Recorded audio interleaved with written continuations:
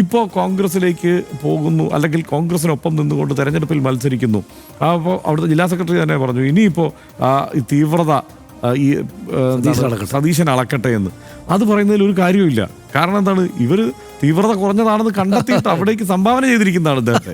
അതായത് CPIM ഇദ്ദേഹം തീവ്രത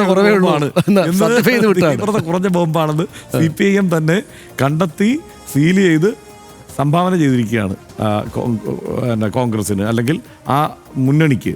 ബാക്കി അവിടെയാണ്. പിന്നെ അതിലൊരു പ്രശ്നം, ഇപ്പോൾ കോൺഗ്രസ് അവിടെ അത് ചെയ്യേണ്ടിയിരുന്നോ എന്നുള്ളതും ഒരു ചോദ്യമാണ്. കാരണം രാഹുൽ മാങ്കൂട്ടത്തിലിൻ്റെ വിഷയം അവിടെ നിൽപ്പുണ്ട്. അവിടെ ഇപ്പോൾ ഓൾറെഡി ഒരു കുഴിക്കകത്താണ് ഈ പാലക്കാട് മണ്ഡലത്തിലെ കാര്യം എടുത്താൽ. ഇത് പാലക്കാട് മാത്രം ബാധിക്കുന്ന വിഷയമല്ല. അപ്പോൾ രാഹുൽ മാങ്കൂട്ടത്തിൽ എന്നുള്ളത് ചിലപ്പം ഈ എല്ലാവരും പറയും രാഹുൽ മാങ്കൂട്ടത്തിൽ ഒന്നാമത് ഫേസ്ബുക്കിൽ നല്ല ലൈക്ക് കിട്ടുന്നുണ്ട്, 2 പാലക്കാട് പുള്ളി ഇപ്പോഴും എന്താണ് വളരെ സജീവമാണ്, ആക്റ്റീവാണ്, നിന്നാൽ ഇപ്പോഴും ജയിക്കുമെന്ന് അദ്ദേഹം തന്നെ അവകാശപ്പെടുന്നുണ്ട് എന്നൊക്കെ പറയുന്നു.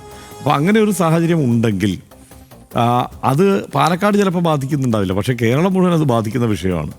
ഇത് PK ശശി എന്നുള്ളത് രാഹുൽ മാങ്കൂട്ടത്തിൽ വിഷയമുണ്ടായ ഘട്ടത്തിൽ പോലും ഈ തീവ്രത കുറഞ്ഞത് നിങ്ങളുടെ കയ്യിലല്ലേ എന്ന് CPM-നെതിരെ പ്രതിരോധിക്കാൻ വേണ്ടി ഒരു ആരോപണമായി കോൺഗ്രസ് നേതൃത്വം ഉന്നയിച്ചിരുന്നു. ഇപ്പോൾ അതും എടുത്ത് മടിയിൽ വെച്ചിട്ടുണ്ട്, ആ ബോംബും മടിയിൽ വെച്ചിട്ടുണ്ട്.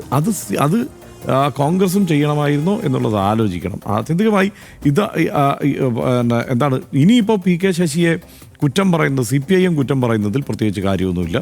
കാരണം അവർ കണ്ടെത്തിയിട്ടുണ്ട് അദ്ദേഹം തീവ്രത കുറഞ്ഞ ആളാണ് എന്നുള്ളത്.